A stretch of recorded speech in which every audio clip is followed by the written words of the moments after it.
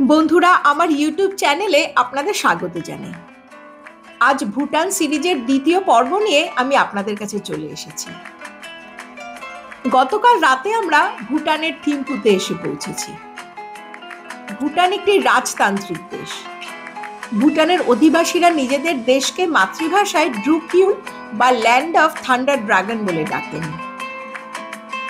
প্রথমেই ভুটান সম্পর্কে কয়েকটা গুরুত্বপূর্ণ কথা বলে নিই।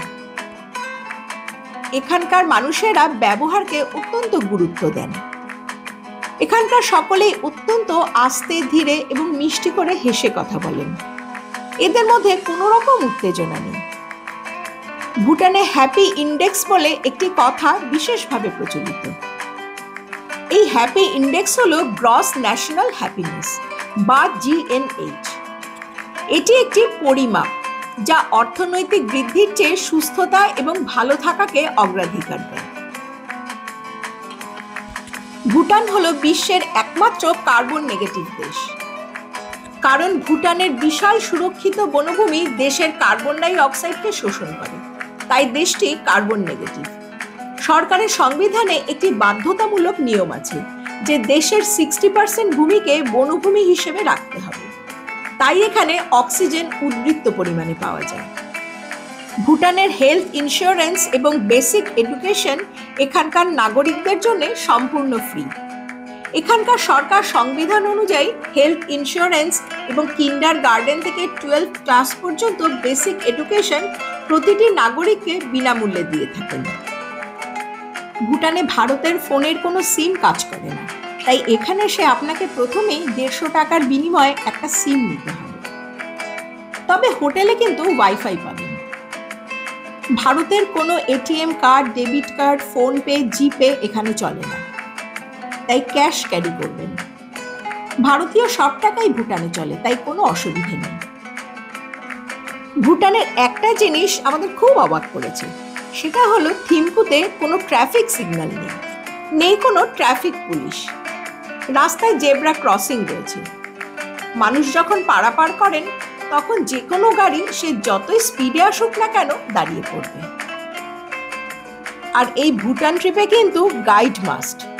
গাইড আপনাকে নিতেই হবে, কারণ ভুটানের ইতিহাস সম্পর্কে জানতে গেলে গাইড ছাড়া একেবারেই চলবে না। ভুটানে হোটেল বুকিং বা গাড়ি বুকিং আপনি আপনার ইচ্ছে মতো করতে পারবেন না।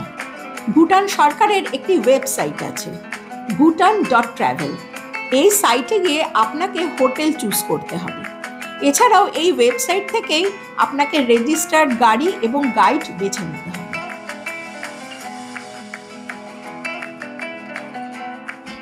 এখানকার পোশাক আশাক একদম ইউনিক।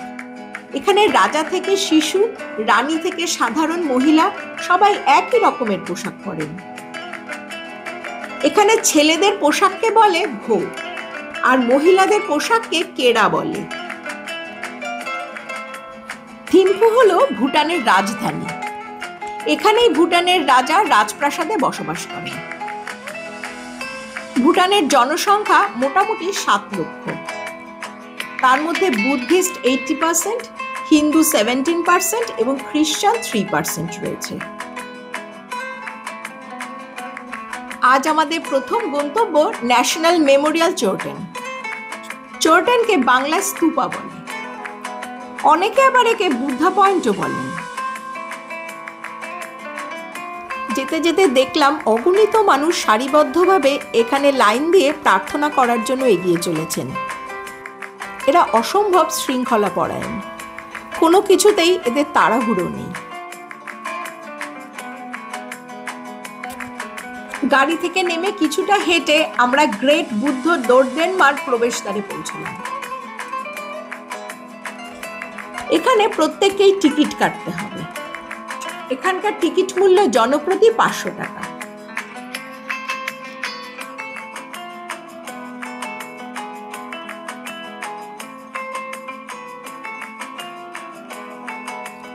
গ্রেট বুদ্ধা দোরদেনমা হলো ভুটানের রাজধানী থিম্পুর কোয়েনসেল ফোদারাং পাহাড়ে অবস্থিত এক বিশাল বুদ্ধ মূর্তি।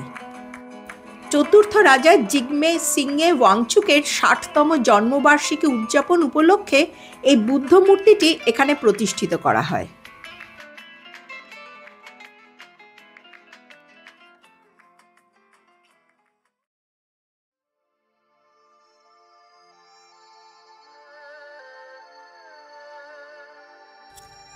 এটি বিশ্বের বৃহত্তম বুদ্ধ মূর্তিগুলোর মধ্যে অন্যতম, যার উচ্চতা 169 ফুট। এই মূর্তিটি ব্রোঞ্জ, কপার এবং গোল্ড দিয়ে তৈরি। আর বুদ্ধদেবের দুই চোখের মাঝে একটি ছোট হীরক খণ্ড রয়েছে।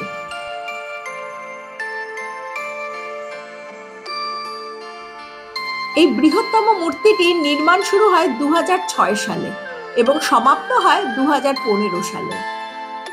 এটি তৈরি করতে ব্যয় হয়েছিল $100 মিলিয়ন, যা সিঙ্গাপুরের একজন ব্যবসায়ী স্পন্সর করেছিলেন।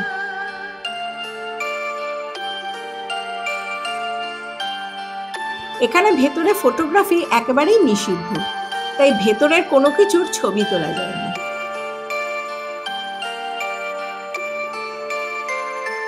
এর ভেতরে রয়েছে প্রথম বুদ্ধা শাক্যমুনির এক বিশাল মূর্তি। আমরা সকলেই শাক্যমুনির গল্পটা জানি। রাজপুত্র সিদ্ধার্থ জন্ম নিয়েছিলেন বর্তমানে নেপালের লুম্বিনীতে শাক্য রাজবংশীয় পরিবারে। তিনি রাজ্য এবং পারিবারিক জীবন ত্যাগ করে পরিব্রাজক সন্ন্যাসী হিসেবে জীবনযাপন শুরু করেন। বোধগয়া অশ্বত্থ গাছের নিচে দীর্ঘ তপস্যা ও ধ্যানের পরে তিনি বোধি লাভ করেছিলেন। শাক্যমুনির পাশেই এখানে রয়েছে গুরু পদ্মসম্ভবার এক মূর্তি। লোককথা অনুযায়ী গুরু রিনপোচে 8 বছর বয়সের এক বালক রূপে একটি প্রস্ফুটিত পদ্ম থেকে জন্মগ্রহণ করেন। সেই কারণে তাকে পদ্মসম্ভবা বলে অভিহিত করা হয়। তিব্বতের এক রাজা তাকে দত্তক নেন। তিনি ঘোষণা করেন যে তিনি অতীত, বর্তমান এবং ভবিষ্যতের সমস্ত বুদ্ধের কাজ সম্পন্ন করার জন্য এই পৃথিবীতে এসেছেন।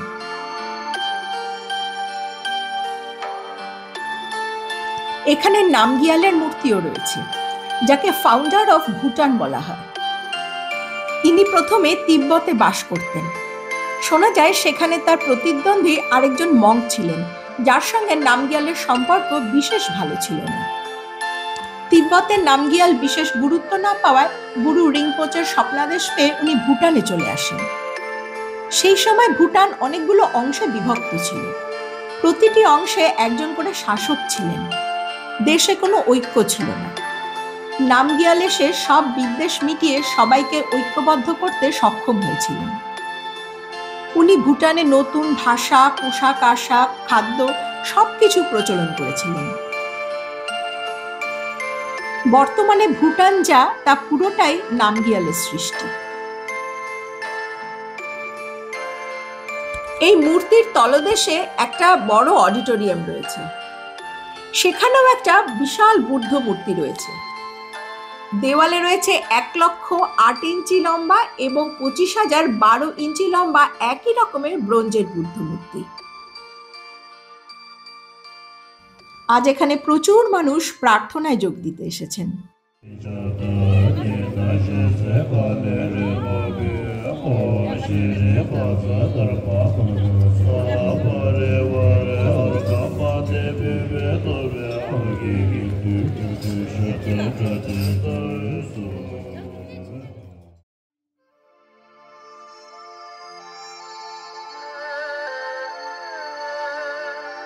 এই বুদ্ধা পয়েন্টে বেশ অনেকটা সময় থাকার পরে আমরা চলে গিয়েছিলাম দুর্গা মন্দিরে।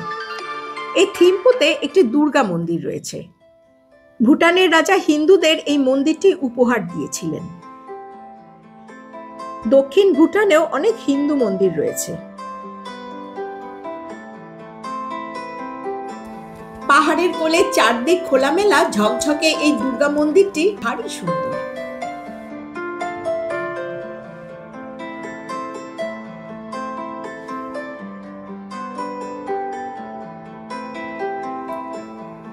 দুর্গা মায়ের মূর্তি ছাড়াও এই মন্দিরের চাতালে শিবলিঙ্গও রয়েছে।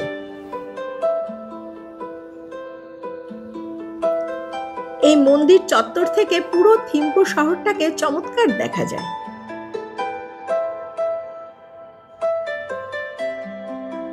দুর্গা মন্দির থেকে বেরিয়ে আমরা চলে গিয়েছিলাম থিম্পুর খুব ইন্টারেস্টিং একটা জায়গা, সিম্পলি ভুটান।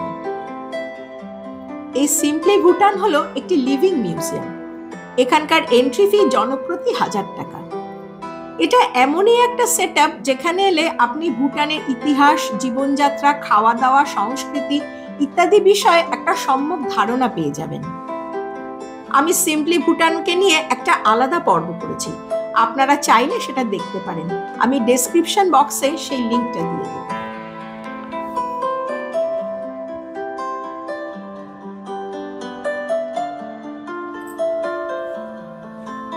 সিম্পলি ভুটান দেখে বেরিয়ে আমরা সোজা চলে গিয়েছিলাম মিনি জুতে। এটা মিনি জু হলেও আসলে এটা টাকিন প্রিজার্ভেশন সেন্টার। এখানকার প্রবেশ মূল্য ৩০০ টাকা। একটা কথা কিন্তু মানতে হবে, যদিও ভুটান সরকার প্রতিটি ভারতীয়ের থেকে প্রত্যেক দিন ১২০০ টাকা করে সাস্টেনেবল ডেভেলপমেন্ট ফিস নেন, তারপরেও প্রতিটা জায়গার এতটা করে এন্ট্রি ফিস, এটা কিন্তু বেশ গায়ে লাগে। তাই জন্য ভুটান ট্যুরটা কিন্তু বেশ কস্টলি। প্রায় ৮.৪ একর এলাকা জুড়ে এই জুটি তৈরি করা হয়েছে। টাকিন ভুটানের ন্যাশনাল অ্যানিমাল। এর মাথাটা ছাগলের মতো, দেহটা গরুর মতো। ঘেরা টোপে থেকে ভালো খাওয়া দাওয়ার কারণে টাকিনগুলো বেশ হৃষ্টপুষ্ট। এই টাকিনের ব্যাপারে ভুটানে একটি পৌরাণিক গল্প রয়েছে। দ্য ডিভাইন ম্যাডম্যান উপাধিপ্রাপ্ত দ্রুকপা কুনলে নামে একজন জনপ্রিয় তিব্বতী সাধক এই অনন্য বৈশিষ্ট্যযুক্ত টাকিন তৈরি কৃতিত্ব অর্জন করেছিলেন। দ্রুকপা কুনলে একজন ধর্মীয় প্রচারক ছাড়াও এনার বিশেষ অলৌকিক শক্তি ছিল। ভুটানের জনগণ এক ধর্মীয় বক্তৃতার সময় তাদের সামনে একটি অলৌকিক ঘটনা দেখানোর অনুরোধ করেছিলেন। তিনি তা করতে রাজিও হয়েছিলেন। তাকে দুপুরের খাবারে একটি আস্ত গরু এবং আস্ত ছাগল পরিবেশন করে খাওয়ানো হয়। পরিবেশন করার পরে তিনি উভয় প্রাণী খেয়ে ফেলেন এবং হাড়গোড়গুলো ফেলে দেন। তারপর তিনি ছাগলের মাথাটির সঙ্গে গরুর কঙ্কালকে জোড়া লাগিয়ে বিশেষ জাদু মন্ত্র উচ্চারণ করেন। জাদুর বলে একটি জীবন্ত প্রাণী তৈরি হয়, যার মাথা ছাগলের এবং দেহটি গরুর। ২০০৫ সালের ২৫শে নভেম্বর ভুটানের জাতীয় প্রাণী হিসেবে টাকিনকে ঘোষণা করা হয়। টাকিন কিন্তু উদ্ভিদ ভোজী প্রাণী, যারা গরুর মতো জাবর কাটে। এখানে অনেক বার্কিং ডিয়ারও রয়েছে।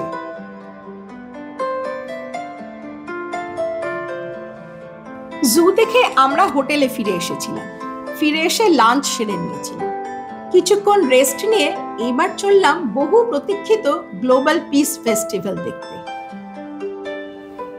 থিম্পুর চ্যাংলিমিথাং স্টেডিয়ামে প্রথম গ্লোবাল পিস প্রেয়ার ফেস্টিভ্যাল ৪ঠা নভেম্বর থেকে ১৯শে নভেম্বর পর্যন্ত অনুষ্ঠিত হয়েছিল। আগে ভুটানে অনেকবারই পিস ফেস্টিভ্যাল হয়েছে, কিন্তু গ্লোবাল পিস ফেস্টিভ্যাল এই প্রথমবার। এই অনুষ্ঠানে বিশ্বজুড়ে বৌদ্ধ নেতা এবং ভক্তরা একত্রিত হয়েছিলেন বিশ্ব শান্তি এবং নিরাময়ের জন্য প্রার্থনা করতে।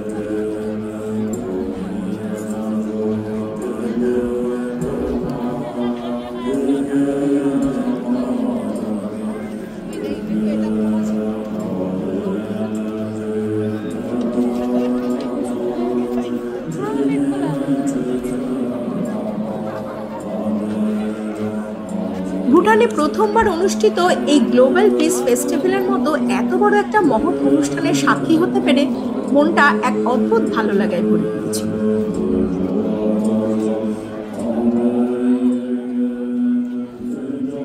বিশ্বের প্রায় ২০টি দেশ থেকে বৌদ্ধ সন্ন্যাসী এবং প্রবক্তারা এখানে সমবেত হয়েছে। এর মধ্যে থাইল্যান্ড, শ্রীলঙ্কা, মায়ানমার প্রভৃতি দেশের মঙ্করাও রয়েছে। 11 নভেম্বর ভুটানের 4th king Jigme সিংহে ওয়াংচুকের 70th birthday ছিল। সেটাও এই স্টেডিয়ামে সেলিব্রেট করা হয়েছিল।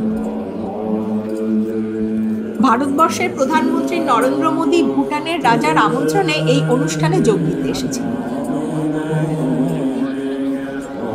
এত বড় একটা অনুষ্ঠান চলছে, হাজার হাজার মানুষ সমবেত হয়েছেন, অথচ কোথাও এতটুকু বিশৃঙ্খলা নেই, চিৎকার চেঁচামেচি নেই, বাচ্চারা পর্যন্ত জোরে কথা বলছিল। এক অদ্ভুত শান্তির পরিবেশ।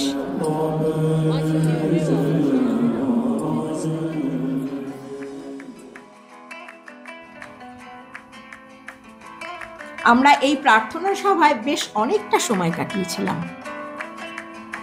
এবার আমরা হোটেলে ফিরে যাব। কাল আবার একটা নতুন গন্তব্য আমাদের জন্য অপেক্ষা করছে। আজ এখানেই শেষ করছি। পরের পর্ব নিয়ে খুব তাড়াতাড়ি চলে আসব। আপনারা সঙ্গে থাকবেন এবং প্রতিটা পর্ব কেমন লাগলো আমাকে জানাবেন। সবাই ভালো থাকবেন। ধন্যবাদ।